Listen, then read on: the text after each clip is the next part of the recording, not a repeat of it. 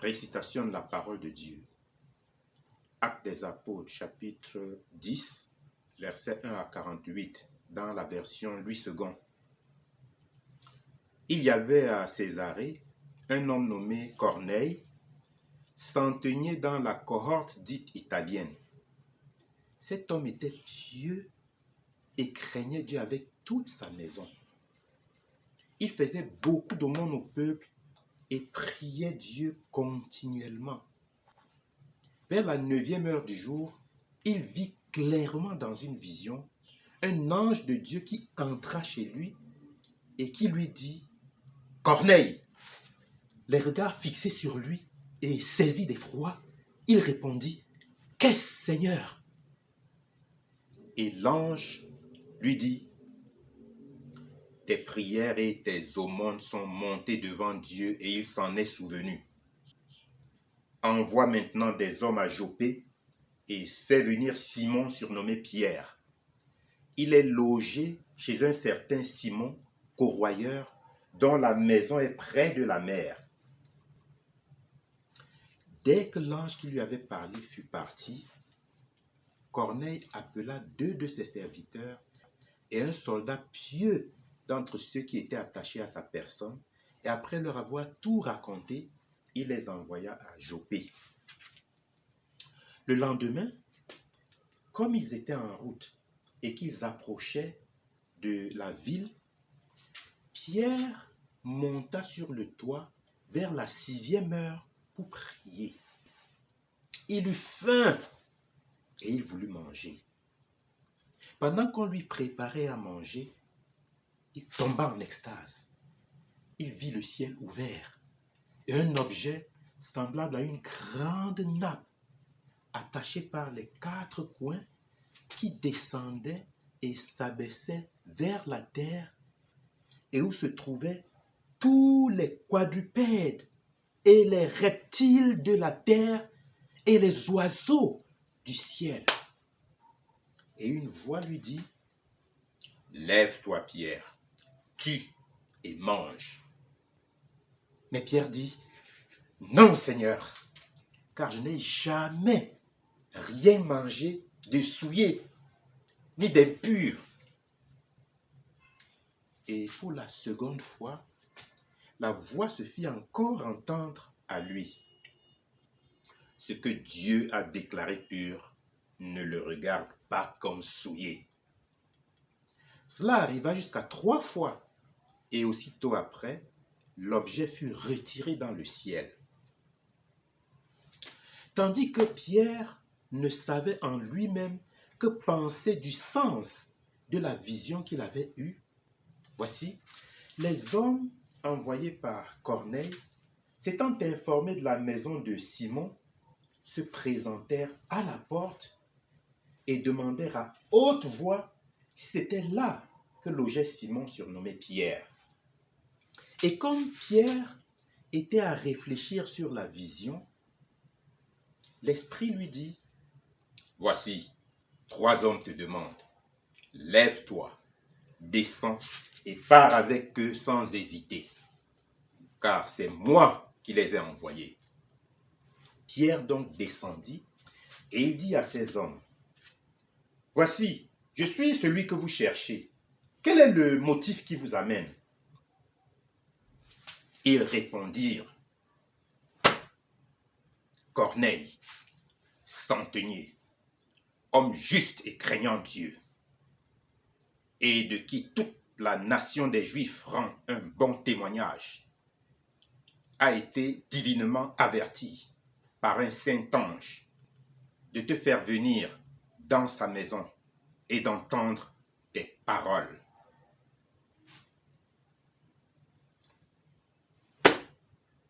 Pierre donc les fit entrer et les logea. Le lendemain, il se leva et partit avec eux. Quelques-uns des frères de Joppé l'accompagnèrent. Ils arrivèrent à Césarée le jour suivant. Corneille les attendait et avait invité ses parents et ses amis intimes. Lorsque Pierre entra, Corneille, qui était allé au-devant de lui, tomba à ses pieds et se prosterna. Mais Pierre le releva en disant, « Lève-toi, moi aussi, je suis un homme. » Et conversant avec lui, il entra et trouva beaucoup de personnes réunies. « Vous savez, leur dit-il, qu'il est défendu à un juif de se lier à un étranger ou d'entrer chez lui.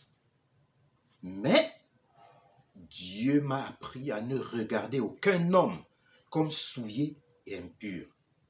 C'est pourquoi je n'ai pas eu d'objection à venir, puisque vous m'avez appelé. Je vous demande donc pour quel motif vous m'avez envoyé chercher. » Corneille répondit, « Il y a 4 jours, à cette heure-ci, je priais dans ma maison à la 9e heure, et voici un homme vêtu d'un habit éclatant se présenta devant moi et dit, « Corneille, ta prière a été exaucée et Dieu s'est souvenu de tes aumônes. Envoie donc à Joppé et fais venir Simon surnommé Pierre. Il est logé dans la maison de Simon, corroyeur près de la mer. Aussitôt, j'ai envoyé vers toi et tu as bien fait de venir. Maintenant donc, nous sommes tous devant Dieu pour entendre tout ce que le Seigneur t'a ordonné de nous dire. » Alors Pierre, ouvrant la bouche, dit, « En vérité, je reconnais que Dieu ne fait point exception de personne, mais qu'en toute nation, celui qui le craint et qui pratique la justice lui est agréable. Il a envoyé la parole aux fils d'Israël en leur annonçant la paix par Jésus-Christ, qui est le Seigneur de tous. Vous savez ce qui est arrivé dans toute la Judée après avoir commencé en Galilée, à la suite du baptême que Jean a prêché. Vous savez comment Dieu a oint du Saint-Esprit et de force Jésus de Nazareth, qui allait de lieu en lieu, faisant du bien et guérissant tous ceux qui étaient sous l'empire du diable, car Dieu était avec lui. Nous sommes témoins de tout ce qu'il a fait dans le pays des Juifs et à Jérusalem. Ils l'ont tué en le pendant au bois. Dieu l'a ressuscité le 3e jour et il a permis qu'il apparût, non à tout le peuple, mais aux témoins choisis d'avance par Dieu, à nous qui avons mangé et bu avec lui après qu'il fut ressuscité des morts. Et Jésus nous a ordonné de prêcher au peuple et d'attester que c'est lui qui a été établi par Dieu, juge des vivants et des morts. Tous les prophètes rendent de lui le témoignage que quiconque croit en lui reçoit par son nom le pardon des péchés. »